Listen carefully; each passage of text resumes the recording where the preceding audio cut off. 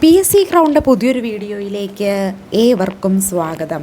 ഇന്നത്തെ ക്ലാസ്സിൽ നമ്മൾ LP UP 2026-27 ക്ലാസ്സും അതുപോലെ NCA LPSA കാസർഗോഡ് ഡിസ്ട്രിക്റ്റിലേക്കുള്ള കുട്ടികൾക്കുള്ള ക്ലാസ്സും കൂടി കമ്പൈൻ ചെയ്തിട്ടാണ് ഇപ്പോൾ നമ്മൾ മാരത്തോൺ വീഡിയോസ് സ്റ്റാർട്ട് ചെയ്തിട്ടുണ്ട്. അപ്പോൾ LP UP 2026-27 എഴുതാൻ പോകുന്നവർക്കും NCA LPSA പരീക്ഷ കാസർഗോഡ് ഡിസ്ട്രിക്റ്റിൽ എഴുതാൻ പോകുന്നവർക്കും ഒരുപോലെ ഉപകാരപ്പെടുന്ന രീതിയിലാണ് നമ്മൾ ഈ ക്ലാസ്സുകൾ സെറ്റ് ചെയ്തേക്കുന്നത്. കാരണം രണ്ടിൻ്റെയും സിലബസ് കോമൺ ആണ്, ഒരേ സിലബസാണ് രണ്ടിനും പഠിക്കാനുള്ളത് കൊണ്ട് തന്നെ രണ്ടുപേർക്കുമുള്ള ക്ലാസ് ഒരുമിച്ചിട്ടായിരിക്കും നമ്മൾ എടുക്കുക. അപ്പോൾ ഇന്നത്തെ ക്ലാസ്സിൽ നമ്മൾ ഏറ്റവും പ്രധാനപ്പെട്ട് പഠിക്കാനായിട്ട് സാധാരണഗതിയിൽ പരീക്ഷയിൽ ചോദിച്ച് കാണുന്ന LP UPയുടെ സിലബസിനൊക്കെ സിമിലാരിറ്റി ആയിട്ട് ചോദിച്ച് കാണുന്ന ഏറ്റവും പ്രധാനപ്പെട്ട കുറച്ച് കാര്യങ്ങളാണ് ഇന്നത്തെ ക്ലാസ് നമ്മൾ പഠിക്കാൻ പോകുന്നത്. ആദ്യമായിട്ട് ചാനൽ കാണുന്ന കൂട്ടുകാരുണ്ടെങ്കിൽ ഒന്ന് സബ്സ്ക്രൈബ് ചെയ്ത് സപ്പോർട്ട് ചെയ്യാൻ മറക്കരുത്. LP UP 2026-27 നമുക്കൊരു വാട്സപ്പ് ഗ്രൂപ്പുണ്ട്. ഗ്രൂപ്പിൻ്റെ ലിങ്ക് ഡിസ്ക്രിപ്ഷൻ ബോക്സിൽ കൊടുത്തിട്ടുണ്ട്. താല്പര്യമുള്ള എല്ലാ ഉദ്യോഗാർത്ഥികൾക്കും ജോയിൻ ചെയ്യാവുന്നതാണ്. അതുപോലെ NCA LP school assistant Kasargod ഡിസ്ട്രിക്റ്റിലുള്ളവർക്കും വേണ്ടി ഒരു വാട്സപ്പ് ഗ്രൂപ്പുണ്ട്. ഗ്രൂപ്പിൻ്റെ ലിങ്കും ഡിസ്ക്രിപ്ഷൻ ബോക്സിൽ കൊടുത്തിട്ടുണ്ട് കേട്ടോ. അതുപോലെ നിങ്ങൾക്ക് LP school assistant NCA Kasaragod district പഠിക്കാൻ പോകുന്നവർക്ക് വേണ്ടിയിട്ടുള്ള ക്വസ്റ്റ്യൻ ബാങ്ക് സെറ്റ്, സിലബസിനെ മുഴുവൻ കവർ ചെയ്തുകൊണ്ടുള്ള ക്വസ്റ്റ്യൻ ബാങ്ക് സെറ്റ് തയ്യാറാക്കിയിട്ടുണ്ട്. അപ്പോൾ നിങ്ങൾക്ക് ആർക്കെങ്കിലും LP school assistant NCA Kasaragod district പരീക്ഷ എഴുതാൻ പോകുന്ന ആർക്കെങ്കിലും ക്വസ്റ്റ്യൻ ബാങ്ക് വേണമെങ്കിൽ നൽകുന്നതായിരിക്കും. സ്ക്രീനിൽ കാണുന്ന നമ്പറിൽ വാട്സപ്പിൽ LPSA NCA കാസർഗോഡ് എന്ന് പറഞ്ഞ് മെസ്സേജ് ചെയ്താൽ മതി. ക്വസ്റ്റ്യൻ ബാങ്ക് സെറ്റ് എന്നായിരിക്കും. അത്ര ഡീറ്റെയിൽ ആയിട്ട് നമ്മൾ LP സ്കൂൾ അസിസ്റ്റൻറ്റിന് വേണ്ടി ചെയ്തെടുത്തേക്കുന്ന ക്വസ്റ്റ്യൻ ബാങ്ക് സെറ്റാണ് കേട്ടോ. അപ്പോൾ താല്പര്യമുള്ളവർ മെസ്സേജ് അയയ്ക്കുക. അപ്പോൾ നമുക്ക് ഇന്നത്തെ ക്ലാസ്സിൽ പ്രധാനപ്പെട്ട കാര്യങ്ങൾ പഠിച്ചു പോകാം. ഈ ശാസ്ത്രത്തിന് നൊബേൽ സമ്മാനം ലഭിച്ചത് 2 പേർക്കാണ്. ഒന്ന് ഡ്രൂ വിസ്മാനും കാറ്റ്ലിൻ കരിക്കോയ്ക്കുമാണ് വൈദ്യശാസ്ത്രത്തിൽ 2023 നൊബേൽ സമ്മാനം ലഭിച്ചിട്ടുള്ളത്. അതിൽ ഡ്രൂ വിസ്മാൻ എന്ന് പറഞ്ഞ USA നിന്നുള്ള ആളും കാറ്റ്ലിൻ കരിക്കോ ഹംഗറി അമേരിക്കയിലെ ആളുമാണ് കേട്ടോ. അപ്പോൾ നമ്മൾ നൊബേൽ സമ്മാനം പഠിക്കുമ്പോൾ ആർക്കാണ് ലഭിച്ചത്, ഏത് മേഖലയ്ക്കാണ് ലഭിച്ചത്? സ്ത്രീകൾക്കാണ് ലഭിച്ചതെങ്കിൽ അത് ലഭിച്ച എത്രാമത്തെ വനിതയായിരുന്നു, പുരുഷന്മാർ എത്രാമത്തെ ആയിരുന്നു എന്ന് അങ്ങനെ ചോദിച്ചു കണ്ടിട്ടില്ല. വനിതകളാണ് എത്രാമത്തെ വനിതയായിരുന്നു എന്ന് ചോദിച്ചു കണ്ടിട്ടുള്ളൂ കേട്ടോ. അപ്പോൾ അതൊന്ന് ഓർത്തിരിക്കുക. അപ്പോൾ വൈദ്യശാസ്ത്രം 2023 നൊബേൽ സമ്മാനം ലഭിച്ചത് 2 പേർക്കാണ്. ഈ വീഡിയോടൊപ്പം എൻ്റെ ഒപ്പം തന്നെ പറഞ്ഞു പോയിക്കുക ആർക്കൊക്കെയാണ് ലഭിച്ചത്? 2 പേർക്കാണ്. ഒന്നാമത്തെ ആളാരാണ്? ഡ്രൂ വിസ്മാനും മറ്റൊന്ന് കാറ്റ്ലിൻ കരിക്കോയ്ക്കുമാണ് ഈ ഒരു അവാർഡ് ലഭിച്ചിട്ടുള്ളത്. ഇനി എന്തിനായിരുന്നു ഇവർക്ക് വൈദ്യശാസ്ത്ര നൊബേൽ സമ്മാനം ലഭിച്ചത്? കോവിഡിനെതിരെ ഫലപ്രദമായ mRNA വാക്സിൻ വികസിപ്പിച്ചെടുത്തതുമായി ബന്ധപ്പെട്ട ന്യൂക്ലിയോയിഡ് ബേസുകളെക്കുറിച്ചുള്ള കണ്ടുപിടുത്തത്തിനാണ് ഇവർക്ക് ഈ പുരസ്കാരം ലഭിച്ചത്. അപ്പോൾ mRNA വാക്സിൻ, അത് കോവിഡിനെതിരെയുള്ള mRNA വാക്സിനുമായി ബന്ധപ്പെട്ടിട്ടുള്ളതിനാണ് ഇവർക്ക് എന്ത് ലഭിച്ചിട്ടുള്ളത്? പുരസ്കാരം ലഭിച്ചിട്ടുള്ളത്. അതിൽ വൈദ്യശാസ്ത്ര നൊബേൽ പുരസ്കാരം നേടുന്ന 13ാമത്തെ വനിതയാണ് ആര്? ഈ കാറ്റ്ലിൻ കരിക്കോ എന്ന് പറയുന്നത്. കാറ്റ്ലിൻ കരിക്കോ 13ാമത്തെ വനിതയാണ്. അപ്പോൾ ഡ്രൂ വിസ്മാനും കാറ്റ്ലിൻ കരിക്കോയുമാണ് 2023 വൈദ്യശാസ്ത്രത്തിനുള്ള നൊബേൽ സമ്മാനം ലഭിച്ച വ്യക്തികൾ. ഇനി 2023 ഭൗതികശാസ്ത്ര നൊബേൽ സമ്മാനം ലഭിച്ചത് 3 പേർക്കാണ്. Pierre Agostini, Ferenc Krausz and L'Huillier എന്നീ 3 പേർക്കാണ് 2023 ഭൗതികശാസ്ത്രത്തിൽ അവാർഡ് ലഭിച്ചിട്ടുള്ളത്. അത് പിയർ അഗസ്റ്റിനി USA നിന്നുള്ള ആളും ഫെറൻസ് ക്രോസ് ജർമ്മനിയിൽ നിന്നുള്ള ആളും ആൻഡ് ലുലിയർ സ്വീഡനിൽ നിന്നുള്ള ആളുമാണ്. ഇനി ഏത് മേഖലയ്ക്കാണ് ലഭിച്ചിട്ടുള്ളതെന്ന് വെച്ചാൽ രോഗനിർണയത്തിനും ഇലക്ട്രോണിക്സിൻ്റെ ന്യൂനത മേഖലകൾക്കും ഉപകാരപ്പെടും വിധം പ്രകാശത്തിൻ്റെ അതിസൂക്ഷ്മ കണങ്ങളായിട്ടുള്ള ആറ്റോ സെക്കൻഡ് പൾസസ് സൃഷ്ടിച്ചതിന് ഫിസിക്സിനാണ് ഇവർക്ക് നൊബേൽ സമ്മാനം ലഭിച്ചിട്ടുള്ളത്. അപ്പോൾ ഭൗതികശാസ്ത്ര നൊബേൽ നേടുന്ന 5ാമത്തെ വനിതയാണ് ആര്? ആൻ ലുലിയർ എന്ന് പറയുന്നത് കേട്ടോ. അപ്പോൾ രോഗനിർണയത്തിനും ഇലക്ട്രോണിക്സിൻ്റെ ന്യൂനത മേഖലകൾക്കും ഉപകാരപ്പെടുന്ന വിധം ആറ്റോ സെക്കൻഡ് പൾസസ് സൃഷ്ടിച്ചതിനാണ് ഇവർക്ക് നൊബേൽ സമ്മാനം ലഭിച്ചിട്ടുള്ളത്. Pierre Agostini, Ferenc Krausz and L'Huillier എന്നിവർക്കാണ് ഭൗതികശാസ്ത്രത്തിൽ 2023 ലഭിച്ചിട്ടുള്ളത്. ഇനി അടുത്തത് രസതന്ത്രമാണ്. രസതന്ത്രം 2023 ലഭിച്ചിട്ടുള്ളത് മൗങ്കി ബെൻഡിക്കും ലൂയി ബ്രൂസിനും അലക്സി ഇക്കിമോവിനുമാണ് ലഭിച്ചിട്ടുള്ളത്. ഇവർ 3 പേരും USA എന്നുള്ള ആളുകളാണ്. ഇനി എന്തിനു വേണ്ടിയിട്ടാണ് ഇവർക്ക് 2023 രസതന്ത്രത്തിന് നൊബേൽ സമ്മാനം ലഭിച്ചിട്ടുള്ളതെന്ന് വെച്ചാൽ നാനോ സാങ്കേതിക വിദ്യയിലെ ചെറിയ കണങ്ങളായ ക്വാണ്ടം ഡോട്ടുകൾ വികസിപ്പിച്ചതിനാണ് ഇവർക്ക് ഈ ഒരു അവാർഡ് ലഭിച്ചിട്ടുള്ളത്. അപ്പോൾ നാനോ സാങ്കേതിക വിദ്യയിലെ ചെറിയ കണങ്ങളായിട്ടുള്ള ക്വാണ്ടം ഡോട്ടുകൾ വികസിപ്പിച്ചതിനാണ് രസതന്ത്രത്തിന് മൗങ്കി ബെൻഡിക്കും ലൂയി ബ്രൂസിനും അലക്സി ഇക്കിമോവിനും അവാർഡ് ലഭിച്ചിട്ടുള്ളത്. ഇനി 2023 സമാധാനത്തിനുള്ള നൊബേൽ സമ്മാനം ലഭിച്ചത് നർഗീസ് മുഹമ്മദിക്കാണ്. 2023 സമാധാനത്തിലുള്ള നൊബേൽ സമ്മാനം ലഭിച്ചിട്ടുള്ളത്. ഇറാൻ സ്വദേശിയാണ് ഈ ഒരു നർഗീസ് മുഹമ്മദി എന്ന് പറയുന്നത്. ഇനി സാമ്പത്തിക ശാസ്ത്രം 2023 അവാർഡ് ലഭിച്ചിട്ടുള്ളത് ക്ലോഡിയ ഗോൾഡിനാണ്. 2023 സാമ്പത്തിക ശാസ്ത്രത്തിന് അവാർഡ് ലഭിച്ചിട്ടുള്ളത്. USA-കാരിയാണ് അവർ. തൊഴിൽ മേഖല സ്ത്രീകളുടെ പ്രാധാന്യം സംബന്ധിച്ച ഗവേഷണത്തിനാണ് ഈ പുരസ്കാരം ലഭിച്ചിട്ടുള്ളത്. അപ്പോൾ സാമ്പത്തിക ശാസ്ത്രത്തിന് നൊബേൽ പുരസ്കാരം നേടുന്ന മൂന്നാമത്തെ വനിതയാണ് ഈ കോൺഗ്രിയ ഗോൾഡിൻ എന്ന് പറയുന്നത്. അതും കൂടെ ഒന്ന് ജസ്റ്റ് ഓർത്തിരിക്കണം കേട്ടോ. ഇനി 2023 സാഹിത്യത്തിന് നൊബേൽ സമ്മാനം ലഭിച്ചത് ജോൺ ഫോസയ്ക്കാണ്. സാഹിത്യം അങ്ങനെ ചോദിച്ചു കണ്ടിട്ടില്ല, ജസ്റ്റ് ഒന്ന് നോക്കിയിരുന്നാലും മതിയാകും. ഇനി 2022 നമുക്ക് നോക്കാം. 2022 വൈദ്യശാസ്ത്ര നൊബേൽ സമ്മാനം പുരസ്കാര ജേതാവ് സാൻഡോ പാബോ ആണ് കേട്ടോ. സാൻഡോ പാബോ ആണ്, അത് സ്വീഡൻകാരനാണ്. അദ്ദേഹത്തിന് ഇത് ലഭിച്ചത്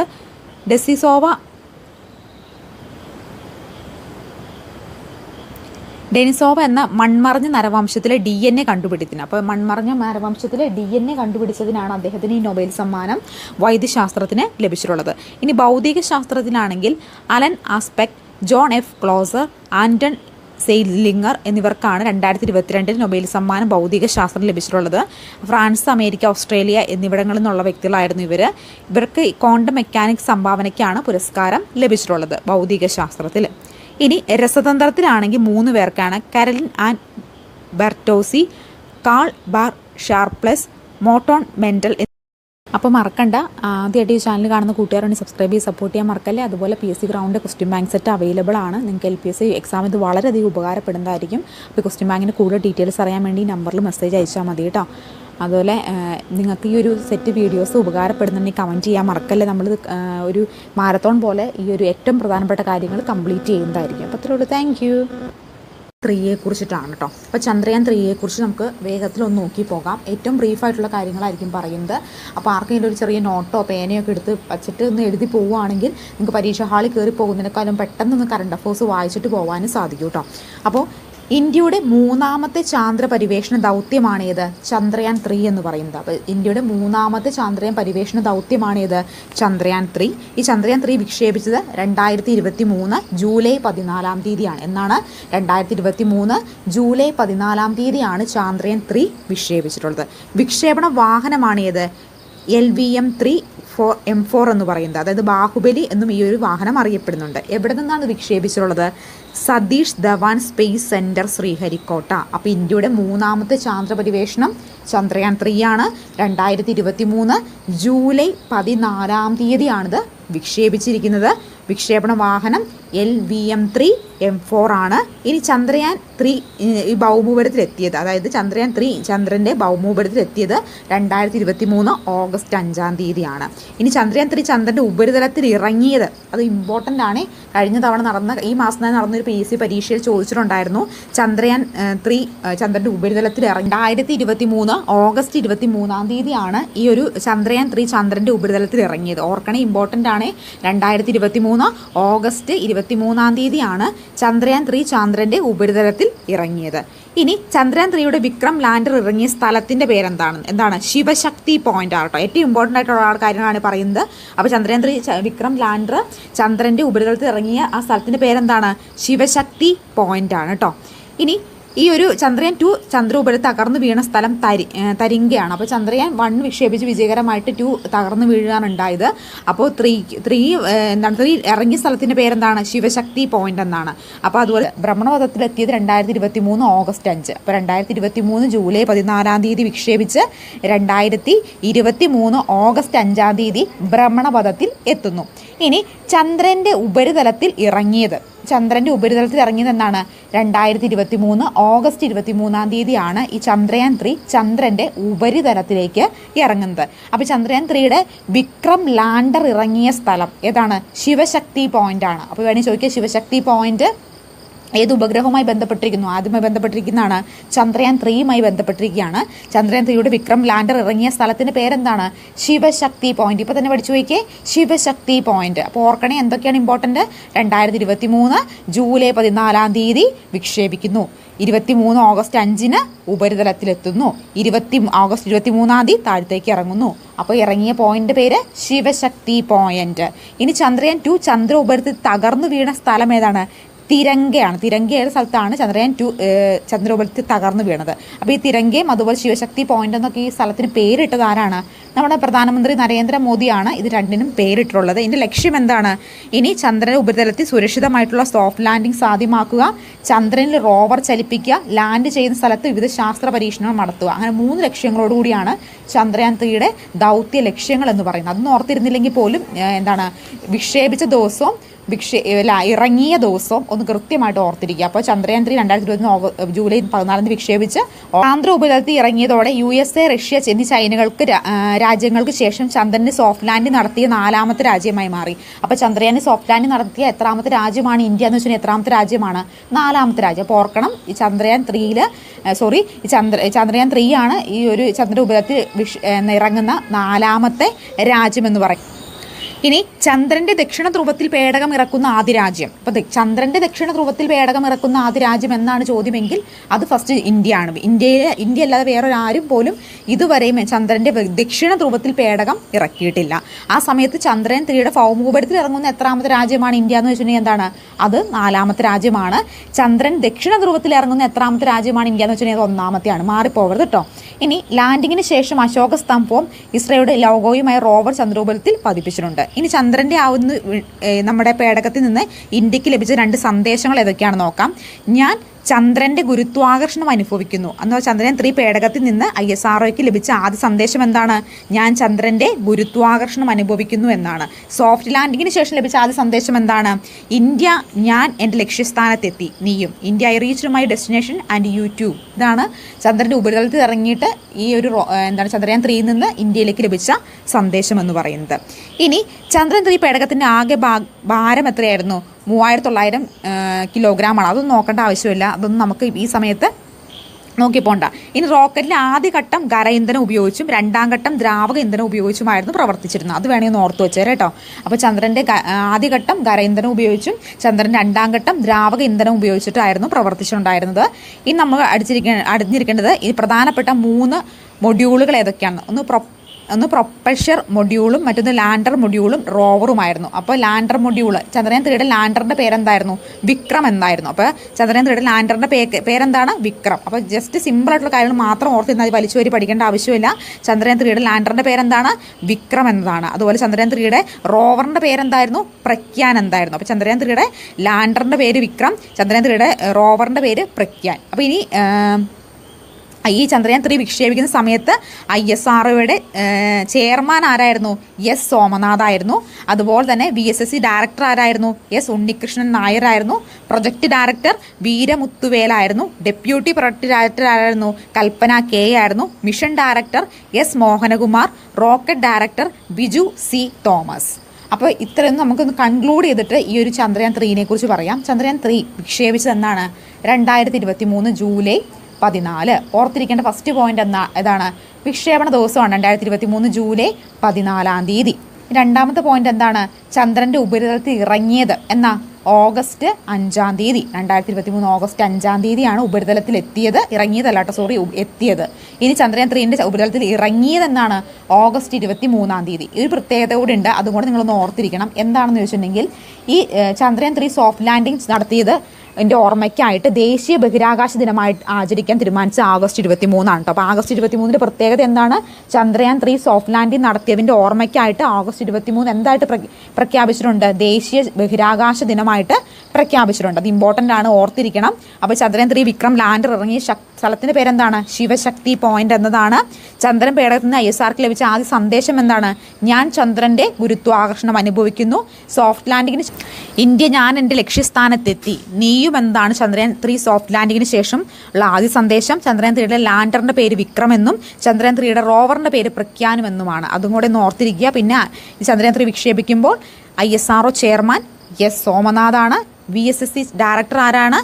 എസ് ഉണ്ണികൃഷ്ണൻ നായരാണ്. പ്രൊജക്ട് ഡയറക്ടർ ആരാണ്? പി വീരമുത്തുവേലാണ്. ഡെപ്യൂട്ടി പ്രൊജക്ട് ഡയറക്ടർ ആരാണ്? കൽപ്പന K ആണ്. Mission director S Mohanakumar.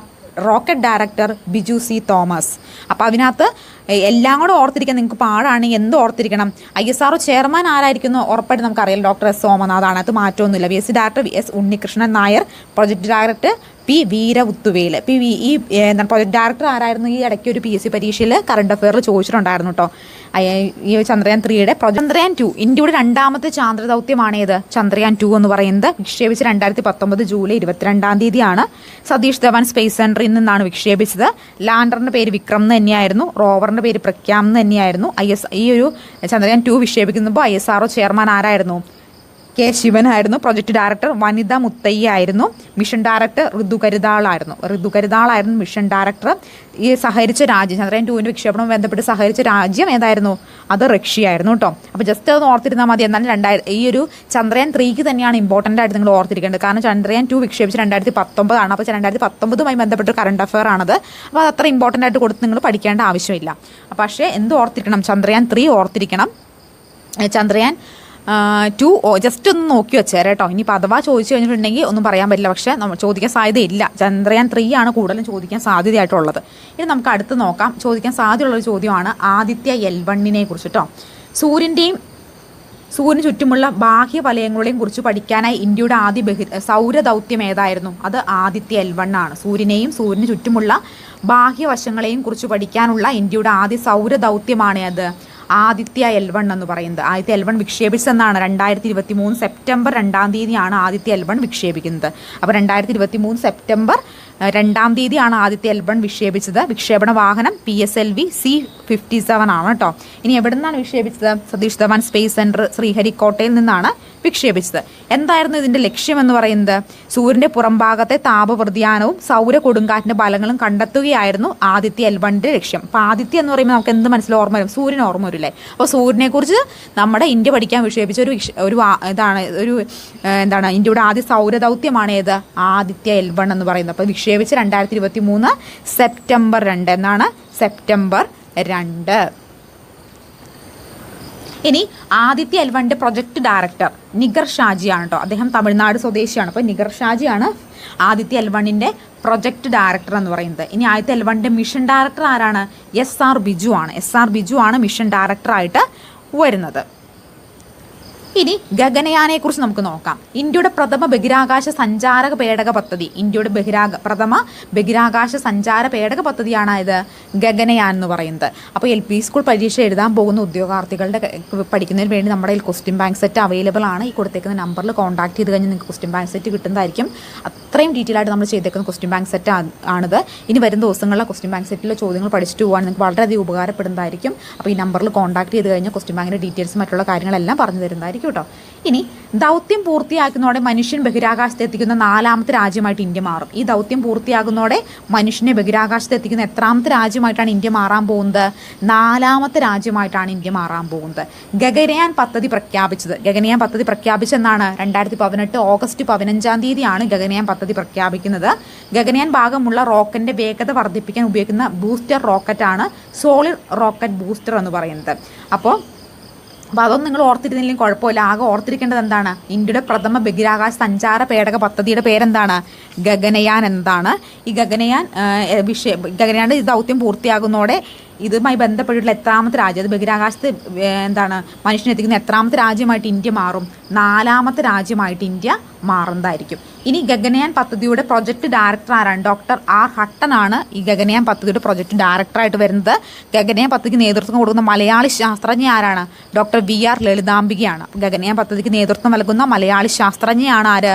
Doctor VR. Lalithambika എന്ന് പറയുന്നത്. ഇനി അതുമായി ബന്ധപ്പെട്ട് നിങ്ങൾ ഓർത്തിരിക്കേണ്ട വേറൊരു കാര്യമാണ്, ഗഗനയാൻ സഞ്ചാരികൾക്ക് ആവശ്യമായിട്ടുള്ള സ്പേസ് സ്യൂട്ടുകൾ നിർമ്മിച്ച് നൽകുന്ന രാജ്യം ഏതാണ്? റഷ്യയും ഫ്രാൻസും ചേർന്നിട്ടാണ് ഇവർക്ക് ആവശ്യമുള്ള സ്പേസ് സ്യൂട്ടുകൾ നിർമ്മിച്ച് നൽകുന്നത്. അതുപോലെ തന്നെ ഗഗനയാൻ ദൗത്യത്തിന് സാങ്കേതിക ഉപദേഷ്ടാവായി നിയമിക്കപ്പെട്ട വ്യക്തി ആരാണ്? അത് അഭിലാഷ് ടോമിയാണ് കേട്ടോ. അതുപോലെ ഗഗനയാൻ പദ്ധതിയുമായി ബന്ധപ്പെട്ടിട്ട് ഗഗനയാൻ സഞ്ചാരികൾക്ക് പരിശീലനം കൊടുക്കുന്ന രാജ്യം ഏതാണെന്ന് ചോദിച്ചു അത് റഷ്യയാണ് കേട്ടോ. അതും കൂടെ ഇതിൻ്റെ കൂടെ ഒന്ന് കണക്ട് ചെയ്ത് ഓർത്തിരിക്കുക. അപ്പോൾ എല്ലാം വാരി വലിച്ച് പഠിക്കേണ്ട, ഏറ്റവും ഇമ്പോർട്ടൻ്റ് ആയിട്ടുള്ള കാര്യങ്ങൾ മാത്രം പഠിച്ചു പോയാൽ മതി. ഇന്ത്യയുടെ പ്രഥമ ബഹിരാകാശ സഞ്ചാര പേടക ദൗത്യമാണ് ഗഗനയാൻ. ഈ ഒരു ദൗത്യം പൂർത്തിയാക്കുന്നതോടെ ആളുകളെ ബഹിരാകാശത്ത് എത്തിക്കുന്ന 4ാമത്തെ രാജ്യമായിട്ട് ഇന്ത്യ മാറും. ഗഗനയാൻ പദ്ധതി പ്രൊജക്ട് ഡയറക്ടർ ഡോക്ടർ R. ഹട്ടനാണ്. അതിൻ്റെ നേതൃത്വം നൽകുന്ന മലയാളി ശാസ്ത്രജ്ഞ ഡോക്ടർ VR. ലളിതാംബികയാണ്. റഷ്യയും ഫ്രാൻസുമാണ് ഈ ഒരു പദ്ധതിയുമായിട്ട് സഹകരിക്കുന്ന രാജ്യം. ഇതിൽ പങ്കെടുക്കുന്നവർക്ക് ട്രെയിനിങ് കൊടുക്കുന്ന. അപ്പോൾ ശുക്രയാൻ 1 നമുക്ക് ജസ്റ്റ് നോക്കിപ്പോകാം. സൗരയൂഥത്തിലെ ഏറ്റവും ചൂടേറിയ ഗ്രഹമായ ശുക്രനെ ലക്ഷ്യമിട്ട് ISRO നടപ്പിലാക്കാൻ ഒരുങ്ങുന്ന പുതിയ പദ്ധതിയാണേത് ശുക്രയാൻ-1 എന്ന് പറയുന്നത് കേട്ടോ. അപ്പോൾ സൗരയൂഥത്തിലെ ഏറ്റവും ചൂടേറിയ ഗ്രഹമായ ശുക്രനെ ലക്ഷ്യമിട്ട് ISRO നടപ്പിലാക്കാൻ പോകുന്ന പുതിയ പദ്ധതിയുടെ പേരെന്താണ്?